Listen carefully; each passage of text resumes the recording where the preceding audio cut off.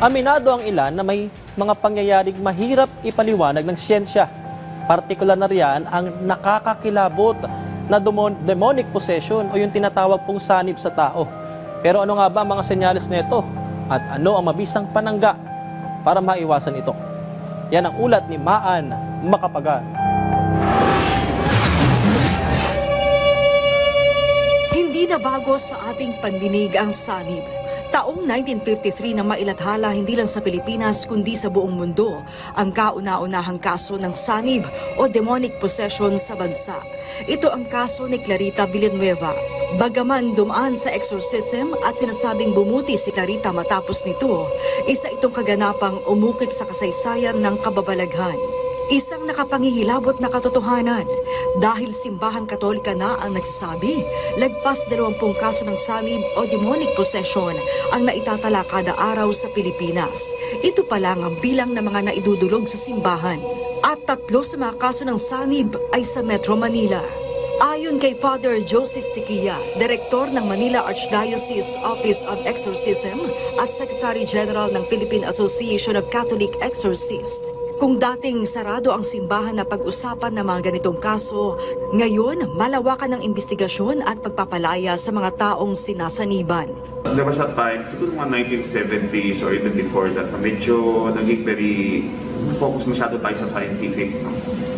Kaya we thought that itong mga possession cases, most of them ay may physiological or psychological cause.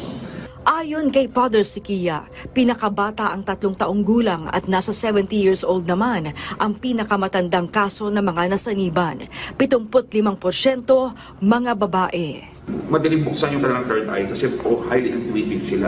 They are more right brain than left brain. So, mas madaling i-develop yung kanilang psychic abilities and powers. Kaya madalas, babae yung magbabarang, or magkukulang, magmulayo. Pero kulang pa rin ang lagpas 200 paring exorcist sa dami ng mga kaso ng sanib ngayon. Sa dami ng mga exorcists ngayon, more or less we are able to address it more. But still kulang pa rin yung mga exorcists because of the number of cases, especially sa mga kabataan na nagiging cases na kailangan ng tulong. Ayon kay Father Siquia, nasaksihan niya ang mga nakatatakot na possession gaya ng ipinapakita sa mga pelikula, levitation, paggapang sa kisame, pagbabagong anyo. Pero bakit nga ba sumasanib ang demonyo sa tao? Ayon kay Father Siquia, tao rin ang nagbubukas sa kanyang sarili upang makapasok ang demonyo. Palagi may halo yan. May psychological, emotional issue din. Kaya nakapasok yung demonyo at kumapit doon sa vulnerability ng tao.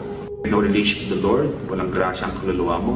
Secondly, marami kang mga trauma sa buhay, marami kang nanakit, mga sakit, pati galit at kapootan sa mga nagbiktima sa'yo. Hindi madali ang magpaalis sa mga demonyong sumasanib sa tao. The devil magaling magtago sa psychology yan kasi ayaw niya he will be exposed at ma-exercise. Ano nga ba ang mga senyales ng sanib? Normal siya sa halimbawa sa umaga, pero sa gabi biglang nagmamanifest na parang may iba ng malay na pumapasok sa kanya. Nakapagsasalita rin ng lingwaheng dating hindi alam ng isang na-possessed.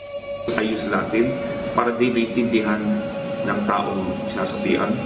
And alam ko kapag halimbawa na possessing tao kasi mag-react siya sa mga in the prayer there are certain points wherein the person should react. Kapag siya nag-react mismo at hindi naiintindihan yung prayer, automatic yan that's a diabolical spirit because naiintindihan ng spirito yung sinasabi ko, hindi yung tao. At bakit kailangan malaman ang pangalan ng isang demonyong sumanib sa tao? You extract the name, that's already a sign that you have power already over the demon. When the demon gives its name, it is a sign that it's already submitting. And secondly, alam mo na yung pangalan niya, pwede mong i-direct ang prayers mo sa pangalan na yan. Ayon kay Father Siquia, kung minsan hirap din ng mga pari na magpalayas ng demonyong sumasapi sa tao. Kapag hindi handa yung tao, hindi pa nagkukumpisal, hindi pa niya tinatakwil lahat ng mga ginawa niya mga activities, then medyo mahirap yung labanan dyan. Because may kapangyarihan pa yung demonyo o karapatan yung demonyo doon sa tao. You have to look at the history. Makikita mo yung history ng isang tao, makikita mo na actually marami siyang mga binuksan na pintuan. Kaya unti-unti dumami ang mga spirito na nakakapit sa kanya. Ano ang gagawin kapag may espiritu sa lugar? You can command the spirits to in the name of Jesus. Tapos gumamit ka ng holy water or extra salt, aalis yan. Kasi it is Jesus who is commanding them because you're praying in His name.